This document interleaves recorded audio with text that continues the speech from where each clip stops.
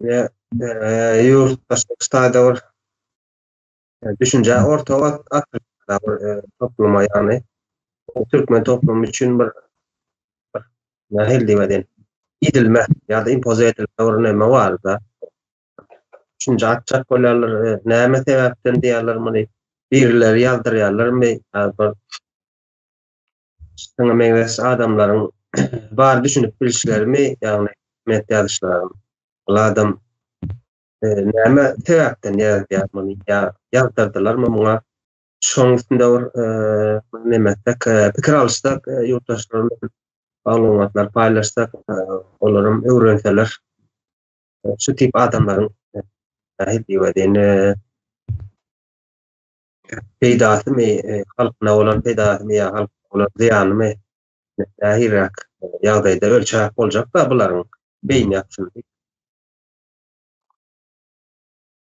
Bu Farhat kardeş buyur ýelyňden.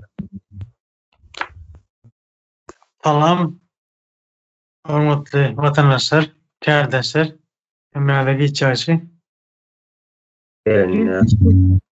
Şu jahyl halky, ilimse bilimse halky bar. Kähälçe zat bilen gorkup bolýar-da, çeki järegetinden çetleşdirip bolýar-da. Ilim bilim ýok adamy, jahyl adamy. Şonu öwrenýärler-de ýene. Biram şol kabul ýaýan adam halkyň üstünlüğiniň tarapdary, gazanmagyň tarapdary däl.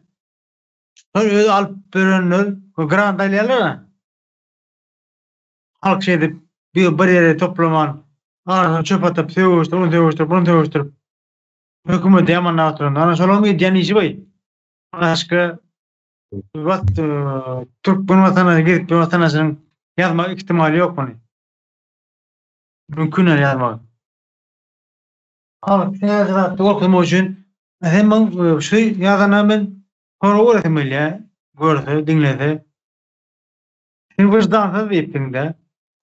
Vicdanlı olunla nähilip bolýar. Şonu murýat geçdinim. Vicdanly, insaply, vicdanly, ahlakly olunla nähilip bolmaly. Sen özüň bolsaň vicdanly diýýärmi? Ya şu atky terör hökümeti ýerde oturanlar, ministrleri, militileri, mehemeleri vicdanly görýärmi?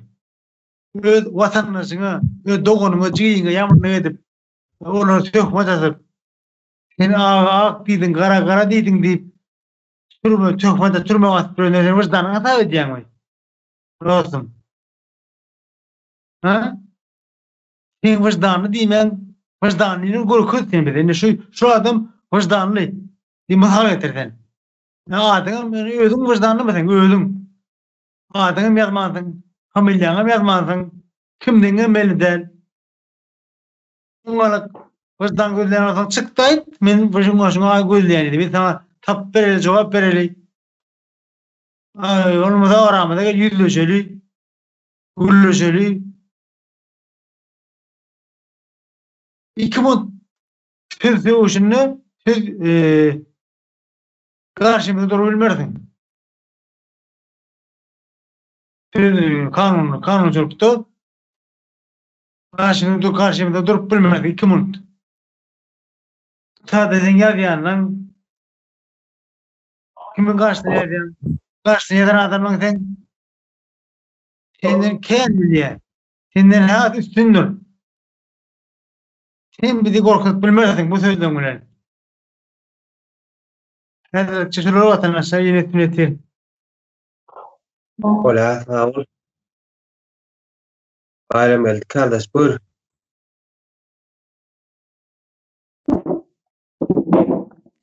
Geçiyoruz kardeşler, salam vatandaşlar. Sesim geliyor mu? Ova, haydi bakalım.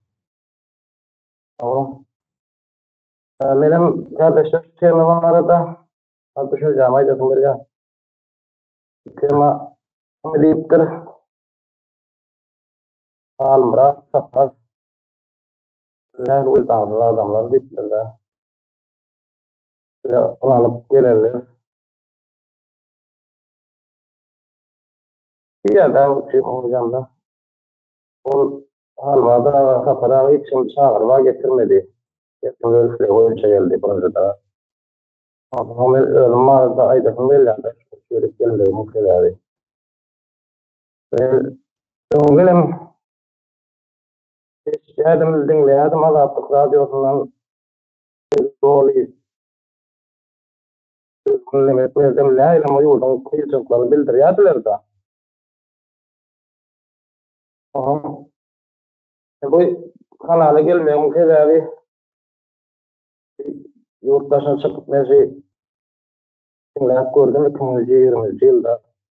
Gitmesen dinleyip gördüm. Esafi zengin çeken bir kanal oldu da. Ondan şovaplar halma dağın kaparağın üstünden düşürüp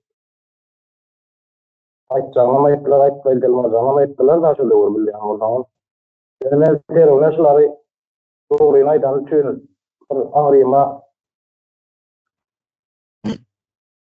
hakiki lali görelim için koşuldum da kanala. Bize koyan vatandaşlarım öyle düşünüp komentarya bolar olmalı yerlere de var ama ben öyle düşünmeli herlada. Okumalı, öğrenmeli, dinlemeli, hem hakikat sayılmalı deyip düşünüyorum. Onun için hakikati görmek gerek vatandaşlarım. Sonra fikredip, sonra hareket etmeli. Her haytalar diyene dinlep, görmeliler. Ya sağ olun hadi. Kolay değil. Doğru ya, sağ ol. Oğuzhan kardeş, kenki, bu.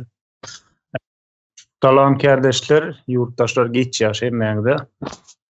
Şimdi şu komentaryanız üstünde de şu komentaryanı yap bucdansız falan devam deyiptir de. Şimdi birinciden Saparağın halka bergisi var mı? Ya da Harmara Sevgilif'in halka bergisi var mı? Yok. Adamların çıkık kaydanına bir yerine çıkık kaydanına. Harmara dağın çıkık kaydanına 34 yıl oluptur dedi. 91. yılda kaydıptır adam. 91-92. yıllarda. Saparık Linfon aydanına 2004. yılda. Bir yerine 34 yıl. Bir yerine de 24 yıl mı? 94'te. 94'te değil. O ikisine de 34 yıl oldu. Bir yerine 31 yıl, bir yerine 34. Şimdi 34 yılla bu adamlar hiç kimin adına düşmedi. Ama bunlara kararına çıktım. Hem beşin adına düşüp başladı. Ama Sapaklıyım. Neme yamanlık etti halka dedi. Halka dedi, sığırı paylap verdi. Alın dedi, bayan dedi. Toprağı paylap verdi. Alın dedi, bayan. Zat sizinki iyiye çıkmanı öğrenin. Öde yakanı öde eliniz olsun. Kimse bakna olma. Kimsenin hiç kulu olma. Toprağı payladı halka. Sığırları payladı. Kalkonun sığırlarını 10'dan 15'ten berdi. 5 yıldan sonra dedi, dine şu sığırları ibne verirsiniz. Kalan dedi, sizinki dedi. 5 yılın içinde 5 tane sığır altan 25 tane göle verir. Şu 25 gölen senki yöne yine 5'ini vermana yedine dedi. Senin istem yok dedi. Halkı bayatmak için etti. Her hocalığa ova aylanıp turba çekildi. Her kimin önünde yanıp durdu. Saparıklı infun edeni. Eden etmişler şu. Şimdi yamanlık etmiş halka. Siz Saparıklı infun çekmedik burada şu adam odun yakar yürüdünüz. Tutuşturmazdan odun yakardı. Peçte odun yakıp dışarıda dışlarda, garlarda, soğuklarda dışarıda ocaktan akar pişirirdi halk. Halka ne yaxşılık etsenin çılar ya. Hiç kime bergisi yok. Halkın özü düşünmeli. Öz çağacıklarının geleceği için öz alad etmeli. Sen de daşın altına el çağışın koy da çağalan geleceği için uğraş.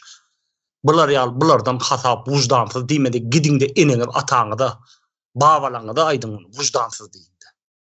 Bizim geleceğimizi karaldan solur. Sesini çıkartman. Niyaz 4 milyon koyunun madise de koyun yava sesini çıkarman oturdular. Niyaz karamayak deyseler sesini çıkarman oturdular. Ağzına neme gelse halka küfür etti, söktü. Hiç kimden ses çıkmadı. Näme üçin enemiz atamyz bulara ses çıkarmadylar? Ayaklanmadılar. Şimdi gelip 2 tane ýaşuly mı? 4 milyon adamın içinde bir 2 tane ýaşuly mı günäkär boldy bu zatlara? Gidik eneniz ataňyzdan sonra şu wagt 60-70 ýaşan ýaşullardan sonra ýurdu şu duruma getiren şolara biz getirmedik, biz çağadyk o wagt. Biz 10 ýaşylja çağadyk o wagtlar. Biz şu düzetmek üçin bizim hiç kime bergimiz yok. Ýöne bir ölsek bir taryha ýadylyp galaly bir halkymyzda bir eden peýdamyz bolsun çağalamanyň gelejegi üçin dikýerdik. Ýurdumda birazjyk wujdanymyz içinde bolan üçin ýöne onu ýazýan adamyň özünde gram wujdan ýok. Wujdanyň bar bolsa gelersiň. Çağaň üçin, gelejegiň üçin, topragyň üçin, namasyň birazjyk bar bolsa. Ors güýçli diýip oturmazdyň. Ýa-da iki söýdüň birinde orsça gürlemezdiň. Orta aşyk bolmazdyňyz. Ors sizin ganym düşmanyňyz. Halkymman gurd eden orsdur. Orsyň işine gelmeýe, türkmeniň galmagy. Türkmen diňe basyp saklamak üçin edýärler. Türkmeniň ösmegini isleýän oklar. Ukrainadan savaşynda uruşy gidipdi. Näme üçin ortada aldyňy adamlar uğradyp otyrlar şu wagt?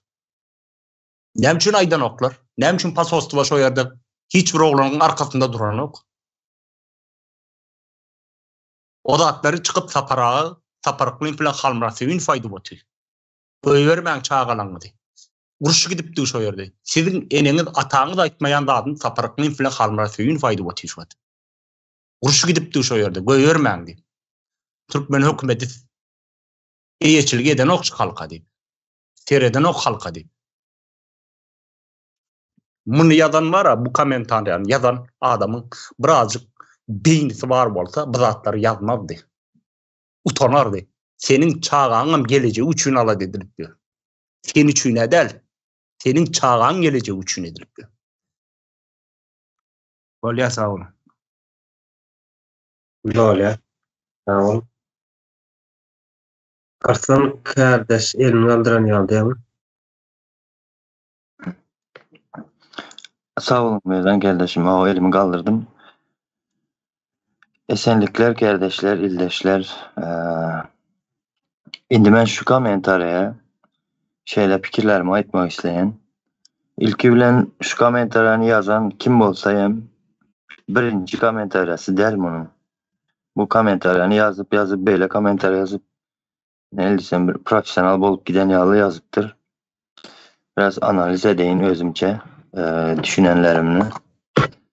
Indi şu taýda siz näili wyjdansyz dedi. Şu sözü, yani wyjdan diýen sözü bilerek yazdı dep düşünemen. Sebep yani bir analiz etme ukubu yok elbette köp adamların. Onu hem barcasını hem ayırıp direkt ne desem emotsiyası mı şon yalı yoluna kanalına geçmek için şu söz yazıptır bu. Bu gönden gönü yani okuyan adamı uzaklaştırmak için ya uzakta durmalı diyen fikir nemele getirici komentarya bu. Bu bilerek yazılan komentarya. Son şurada yine diyer ki size koşulup sizi dinleyen adamlar maşgalasız, çağgasız, yetim kaldı dedi. Ona seyredin. Dürkan'ı yankı uruşa giden olanların ya yiğitlerin deyin. Onların çağası yetim kalan yok mu? Ya Türkiye hemen 30 yıldan beri akın edil oturan bizlerin halkımız, Türkmen halkımız. O tayda neyse maşgallar öldü, yoğaldı, ayrılıştı, soyuldu, yeneneme oldu. Onların çağası yetim kalan yok da onlar görünmedi gözünüze de dine şu gelip Halmıra'da olan Saparağı'nı dinleyenlerin çağası yetim kaldı mı? Dürkan'ı sen böyle bir adalatçı halkın aladasını ediyen olsan ne için o taydaki uruşa gidenlerin çağaları yetim kalanın aydan yok ya enesiz atasız mehirsiz ösötan çağalar var. Her gün TikTok'tan ne çıkadı. Yankı börlep yığıl ağlap nimedip Enes atasının önüne çıkıtan ullakan boynu yeten çağaları. Olar diri yetim bolosatan. Onu nem için yazmayan? Garaz 30 yıldan beri yetim kaldırılı oturan Türkmen halkının çağası. Oları nem için yazmadın bu komentarya koşup?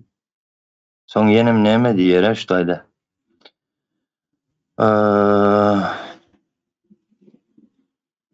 Şolara dedi neme kömek edip bildiniz dedi. İndi muma seyredin. Şu kömek edip bildiniz diyen yerinde ben şeyle illeşlerimizle kendi duş geldim de. Ay munyalı dedi siyasata koşulsan dedi. Arkanda biri olmalı dedi. Bir. Son aydadılar yenem munyalı işe katnaşan vaktin pulun ken olmalı dedi. 2. Yenem garaz şunu yazdılar ken aydadılar. Indi bu yörite aydılardan sözler bu. Yani halkta şu fikirleri ot kızma için şu düşüncelerde mahkem ornaştırsın diyen fikirleri bilen aydılardı bu sözler. Indi bizim hazırki getirilen yağdayımız yurtsuz kaldırıldık. Maşkalamızdan çıkarıldık. Saparavlen Halmıra'da yok o arada. Onların hem için dile getireniz yok. Garaz bu zat açacak oturttum gepim başka yere gidedi de. Yankı kömek eder yal dedi. Kömek ettiniz bildiniz mi diyer de. Şimdi bu meselede yurt meselesi gidiyor da. Bir gibrit uğraşın içindemiz. Bu meselede birisi arkanda durmalı mı? Ya birisi seni çağırmalı mı? Ya da birisi ökman itip sen git şu taya deyip gelmeli mi? Yok. Bu yurt meselesindeki yankı gibritin uğraş gidiyor. Yurt meselesinde hiç kimin çağırması hem gereği yok. Hiç kimin arkanda durması hem gereği yok. Hiç kimin pulu hem gereği yok. Bu tayda her kim özünden bilip her bir vatandaşımız yankı ildeşimiz özünden bilip gelmeli bu meselede. Yurt meselesinde gidiyor. Bu komentaryanı bilerek yazdılar. Şu okuyan adam hükmanı suratta uzaklaşacağını bilip yankı halka bir korku salmayın metodu da onun için yazdı bunu. Birinci gezek yazan komentarya hem değil bu. Indi şunun yalı korku salıp yazdı. Korku salıdan komentaryaları ne için yazıyorsunuzlar? Siz ne teze Türkmenistan'da devlet sisteması kurulacak? Size ne ziyan mı getirdi yankı devlet sisteması? Ya size devlet sisteması ziyan mı getirecek? Ne için yani yurdun düzelmesini isteğiniz yok? Yurdun düzelmesinde ne size ziyan mı var? Ziyan mı göreceksiniz yurtta devlet sistemasının işlemesinden oturtulmasında? Bu tayda yine de şeyle zatlar var. Halkımızın aydınlanmasını istemeyerler. Halktan izler. Şu komentaryada YouTube'a girme diyen yalı, şuları dinleme diyen yalı zatlar geledi bu komentarın sonundan aşağından da. Yaşlıları dinleyen adamlar aydınlanacak. Düşmanını tanıyacak. Siz ne için halkın aydınlanmasını isteğiniz yok? Size bu halk ne etti, ziyan mı verdi? Demek siz Türkmen halkının içinden çıkıp Türkmen halkının aydınlanmasını istemeyen olsanız siz dönüksünüz. Gönülden dönüksünüz. Yurda halka ziyan yetirotursunuz. Bilimli olmak, aydın olmak ziyan mı? Peydala. Ne için halkın aydınlanmasının önüne otursunuz? Sağ olun şunu koşun dedim. Vallahi tamam. Kardeş kıstağlı olsa verelim olmasa. Sağ oğlum. Sesin geliyor mu ki? Şimdi yankı komentarya hakkında benim öz görüşüm ayıp geçecekti. Komentaryanı yazan adam ama ayıp geçildi. Vicdansız siz bileniz yok beni alak bir tezde yazıp da siz Onda doğrusunu sen ait. Doğrusunu sen neme. Yani edip bilmeyen olsalar senin gözünde. Doğrusunu sen aydıp ver bize. Şey etmeli deyip aydıp ver. O bil neme. Özüne bilen ok. Etcek olayan adam neme atlayan diyen yalak, pitçin atlayan diyen yalak bir neme var da. Ondan sonra halkın neme yani halkın düşünmesi gerekli de bu zatlar. Bunun başka bir yolu var olsa halk siz aydın. Ne edip etmeli? Başka bir neme yolu var mı? Bu amatlı değil. Şu vakti bizim ediyenimizden. Bu meselede yurt meselesinde yurt hem hekimin bolanına göre hem hekimin öz nemesinde çapında edip bilen işi vardı. Şu an etmesi gerekli. Misal için bilmedim hani elinden nelerek iş gelen olsa her kim edip bildiğinden koşar. Yani yurt meselesinde. Yani yurt hemmemizin bulduğuna göre birisi söz bilen, birisi dil bilen, birisi ağrı işini edip, birisi başka bir zaten edip, yani yurt şey edip nemetmeli mukadiyen, kaldırılmalı mukadiyen. Şunlara açacaktım hazırlıkça, sağ olun. Öyle. Sağ ol. Kanaat kardeş buyur. Sağ ol. Sözlerin için. Ede dostum Faik yan komentarlarına cevap veren.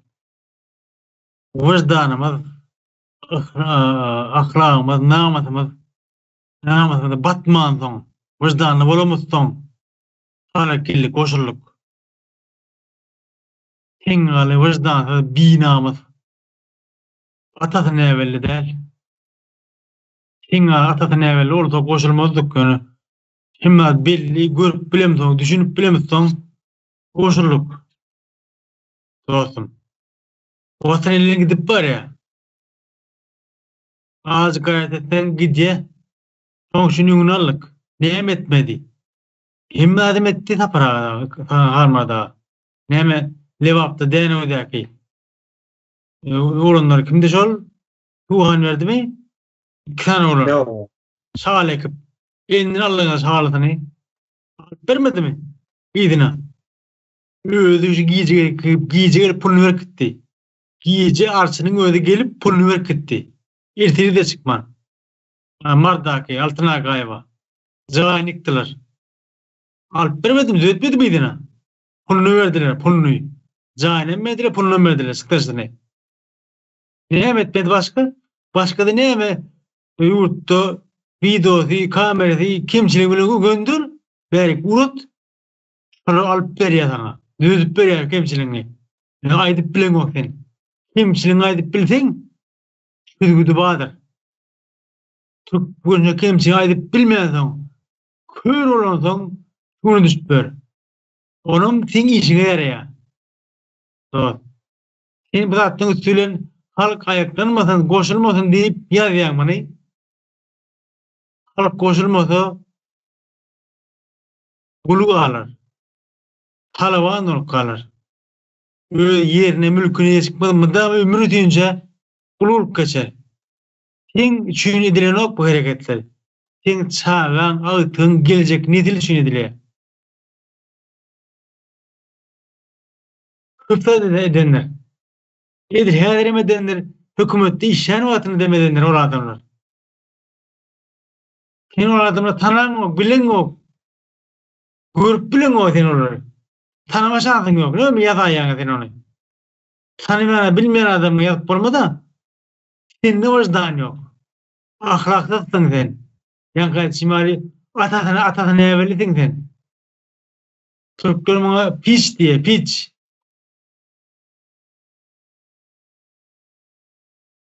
Sağ olun vatandaşlar. Öyle, sağ ol. Öyle. Evet kardeş buyur. Sağ olun da yan kaydan üstüne yenen bir zat koşuyun. Cahil adam Derre üsteyede sırazı. Derre bir anda isleýär. Tiz bolmasyn isleýär. Garaşmany nemeden okda. Şu komentariýany ýazanam nemetmek şöyle bir mesaj vermek isleýär da. İşte edip bileňiz ok, eliňizden gelen ok. Ya da eden zadyňyz şöyle ziýanly, wyjdansızsyňyz, ýene nämesiňiz diýip. Aslında 5 ýyldan bäri edilen zat belli. Bundan sonra edecek zadymyz hem bellidir.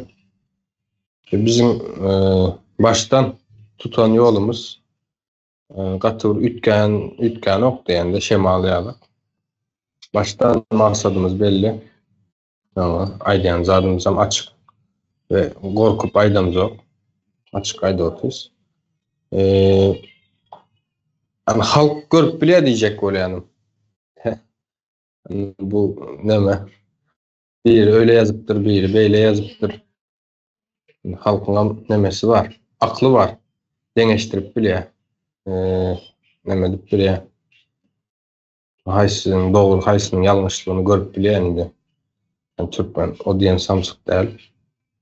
Şonuň üçin hem hani görüp bilene diýeýin. 5 ýylda gatykän zat ütgedi.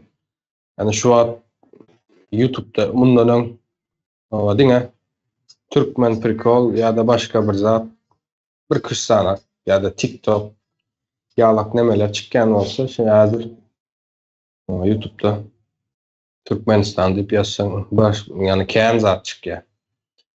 Kimilere Russiýany reklam edip ýördiler. Soň Russiýanyň ýagdaýyny gördük. Kimileriň çağalary. Yani belli yani bilýäňiz. Şimdi Amerika bilmem näme işlemeli. Ana köçede yatsaňam $7,000 pul berýär diýen ýalak pikirler bilen ya da Russiýada biznes var bilmem näme var diýip halk aýak aldygyndan ünsün çekmäne çalışýar da. Ya da maşyn reklam edenler. Ya men onlaryň nemesine garşylygym ýok elbette. Etsinler, reklamını etsinler. Onlarım gerekli elbette. Hiçbir nemem yok. Ne görüpçiligim ne de düşmançılığım. Hiçbir zadym yok. Yöne indi ýurdun hemme problemasy bitipdir da hani bir şu maşyn ya da başka zatlar galan ýalak bir neme howa yaratýarlar da. Benim şoňa bir nemem bar. Bir edeniň üçin biram wagtynda etmäniň üçin jogapkarçylyga çekilersiň diýerler. Şoňa her zadyň jogaby bardyr. Şunlara aýtjakdym geskaça sağ olun. Öyle sağ ol. Arslan kardeş buyur. Sağ olun. Işte diýenem bir bellep geçesim geldi lime. Size inanıp ya koşulup dinleyen adamlar maşgalasından kaldı, maşgalasız kaldı diyordu. Ya çağalar yetim kaldı dedi. Turhan'ı ben yankı Sapar ağanı, Halmıra dağanı çıkmanıkan meselem şu 2 yaşlı. Türkmenistan'dan 2018. yılda diyeyim çıkıp kayttım öyümden. Ben şu vakti maşgalasız kalıptırım. Ne için yankı şu vakti aydılmadı bu zatlar? Ya şu vakti çıkıp komentaryalarda yazmadın ya çıkıp aytmadın şu komentaryanı yazan ya indiki yazacak olatanlara şeyle cevap olsun da ne için şu vakti aytmadınız? Maşgalası 2'ye bölün oturan bu halkın özüm güçlü depkinde gitti şu 2018-17. yıllarda 16. yıllarda her bir güne çekitip dur. Maşgallar bozlu otur, çağalar yetim kaldırılı otur deyip ne için şu vakti alad etmediniz? Ben şu vaktına yaşlılar tanam ettimem, dinlem ettimem, görüm ettimem. Siyasata hem koşulam yoktu mene üstüne. Yaxşı yadıma düştü. Şu dövrler yani kiçkine göğlü oluyup gezip öğrendik. Yani ne için şu vakti biz kaldırıldık. Çağalarımız bizi tanan yok. Gongşunun çağası yağlı, atası yağlı olup kaldık biz. Çağalarımıza. Ne için o zatlar aydanınız yok.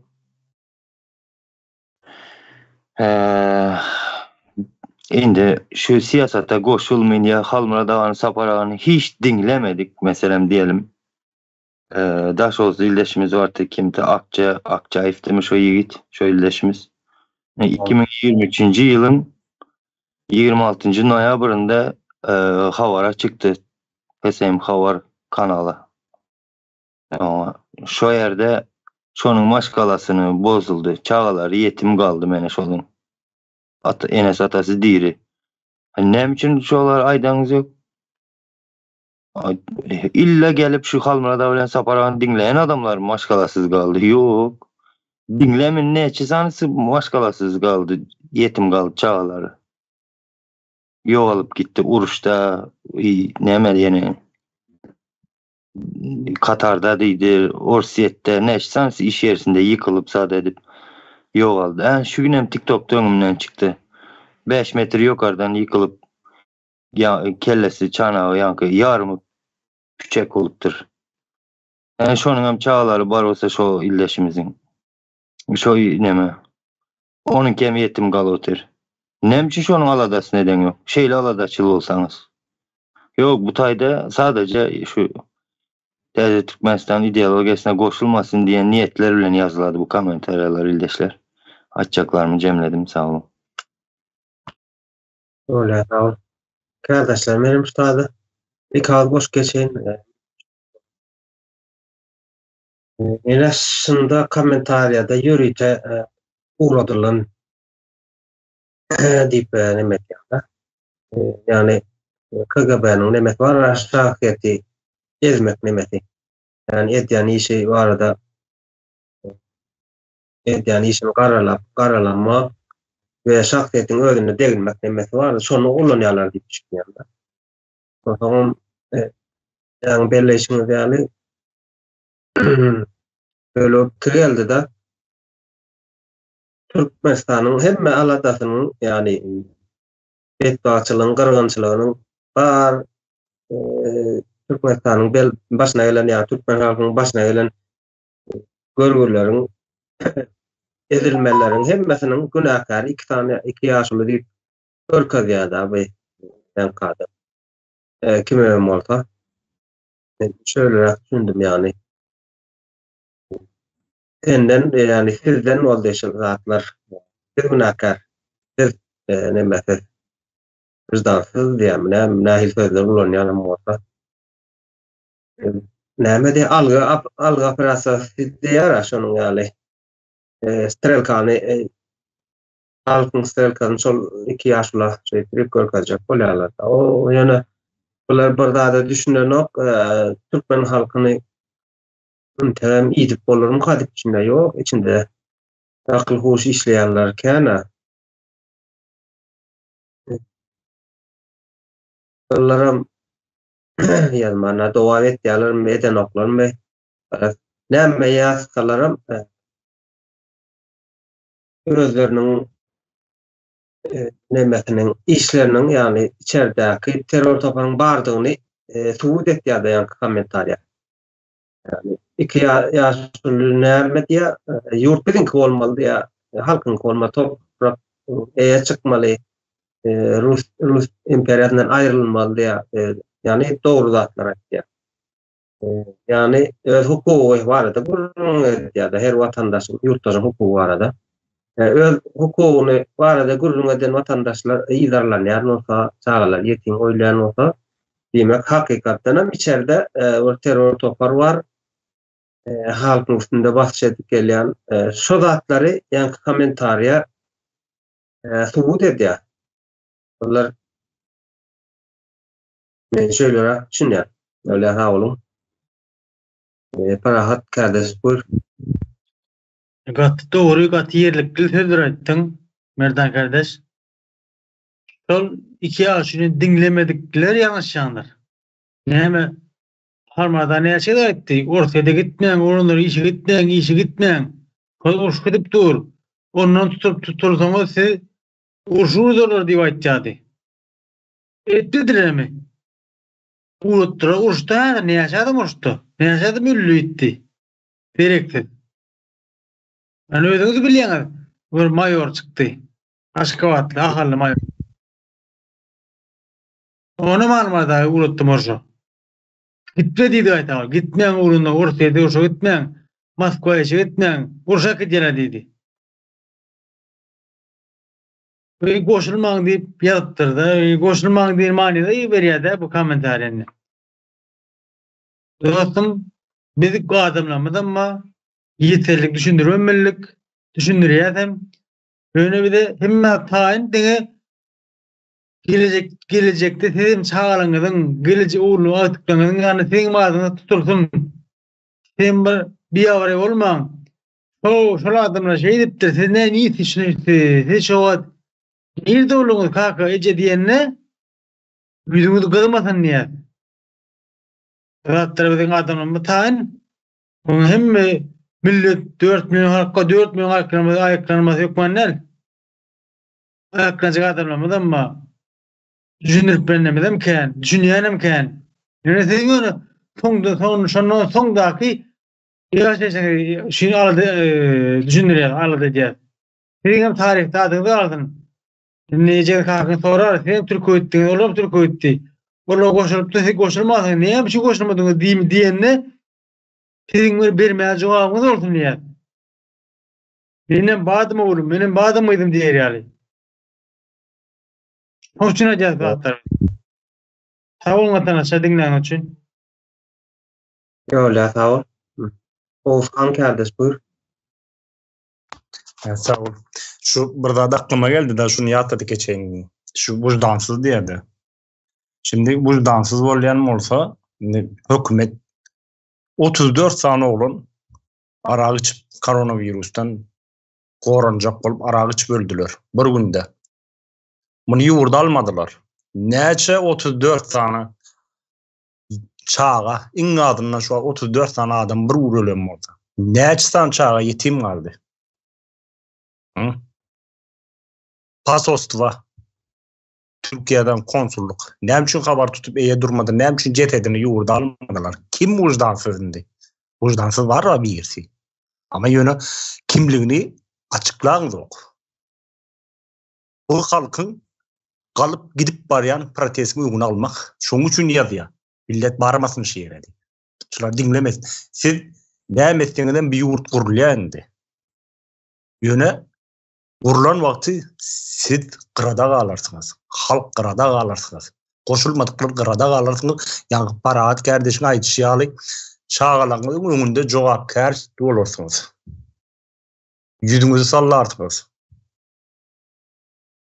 Keçe çokalarsınız çağalanın önünde. Sonra ona cevap verebilmersiniz. Qıyğırcak bulursunuz. Bağırcak bulursunuz diyor o çağalar sizden üstün olur. Size olarak hak hukuk verilecek. Olur da sizden değerli olacak. Hükümet için, devlet için, gelecek devletimiz için. Sebebi yurt o nesilin ki, gelecek çağalan ki. Olur için kuruluyor. İyidimizde bir devlet kalsın, yurt kalsın. Bize enemiz atamız hiç saat edip vermediler. Yöne bularım etmendir diýmesiler diýip. Biz de geçerlerimizden ders çıkarýarys şu wagt. Ýurdun daşynda bolup bu zatlara düşünmeýän bolsalar, başka diýejek adamymyz ýok. Korkgan bolsalar. Korky az wagt üçindir. Korku ýöne adama ziyan getirir. Feyda getirmez. Korktunça ziyana qalarsın. Sene qalarsın, sen çağalana ziyana qalar. Bolýa, sağ olun. Bolýa, sağ ol tanıya kadın. Arslan kardeş buyur. Sağ olun, ben bir kıskaça bir zat koşup geçeyim. Şu komentaryanı yazan adamlar bara bir komentaryada del daş töreğine de barma koşulma deyip dine şoň ýaly nemeleri ýaýradyp ýörler. Bir komentaryada der bular baran yerinde şoň ýaly zatlar ýaýradyp ýör. Näme çaklar şu ýurdun gurulmasyny, Türkmenistanyň ýurtda döwlet sistemasynyň oturulmasyny islemedik adamlar bular. Indi şu komentarlar ýazyp şoň ýaly sözleri aýdyp ýören adamlar size gelecekte neçe sana yaş çağlar sözler atacaktır. Sen yallah dönüğün yüzünden benim ene atam ayrılıştı. Ben yetim değil, yetim östüm deyip yüzünüze basacaktırlar. Şunu hem aydıp geçeyim dedim. Sağ olun. Yo, tamam. Kardeşler, benim söz alayın o zaman.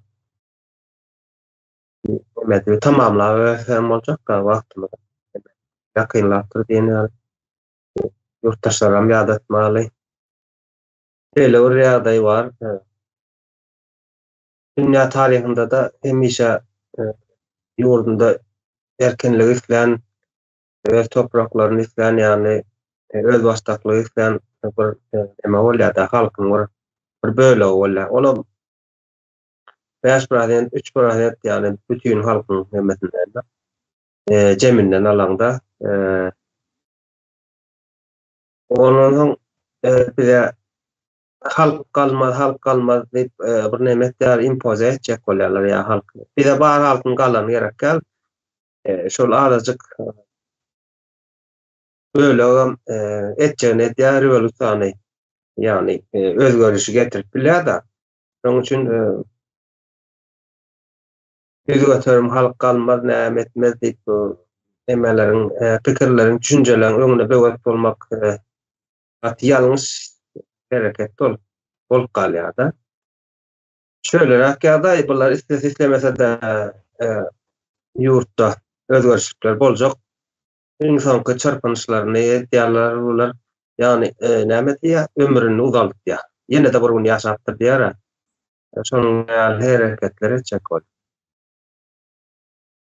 Oldu men sözüm alyp boldum. Oğuzhan kardeş elini aldyrdyňyzmy? Ava, sağ olun. Kıskacık tutacaklar şehirde bir tadaydı geçeydim. Avrupa devletleri öz yurdunu özleri ayaklanıp kurdular. Tarihte yazılgı emmedat. Olar da Hudaý gelip edip bermedi, ya Tanrı gelip edip bermedi, özler ettiler. Özler eden üçüne gulýaly ýaşap böler şugat. Hak hukukam, adalatam işläpdi. Şoň üçin kıskacık halkymyzda seslenýär. Ýerde sesim duýuraýyn diýe. Halk watana, toprağa eýe durmalylar. Birimiz däl, hemmemiz bolup etsek, bizim Avrupa döwletleri ýaly gowy ýaşajakdyr. Bu sürünme ulçuluğa soň bereliň. Hemmemiz birlikde yurdumuzy düzedeliň. Geljek nesillerimiziň öňünde yüzümüz gara bolmasyn. Enemiz atamyza etmediler, ýöne biz edeliň. Şonuň üçin şeýerden halkyma da böyle yalan sözleri anlanyp görmäň. Allah eder, Tanrı eder, Hudaý eder. Ýok bulan hemmesi yalandır. İnsan öz eli bilen etmelidir. Bu zatları. Şonuň üçin vatandaşlar bilimizi berkçe guşalyň, vatanymyza, toprağymyza eýe duralyň. Sağ olun, teşekkür ederim. Olya, sağ ol. Evet kardeş buyur. Sağ olun. Mene dünyalık nemeleri, komentari yazanları yazıp bilersiniz diyen yani yazılarım. Devam ediyorum. Yan kardeşim yalak neme yok verdi. Ben halka okudum. Yalak samsık ben. Dengeştirip bile de diyecek olayım. Tam böyle bir komentaryalar okanda bir dengeştirme, araştırma, analiz etme hemen güçleniyordu. Katır nemeli bir zat der, yazıp bilersiniz.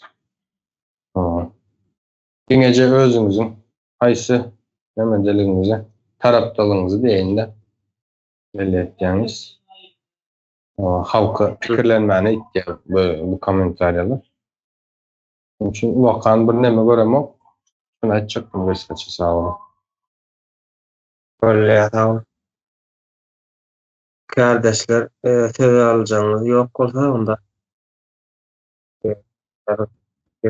tamamlar efendim olacak. Kanalya kasın geleniz için yeni doğruya geçeceğiz şey Oğuz ilan efendim olsun. Sağ olun.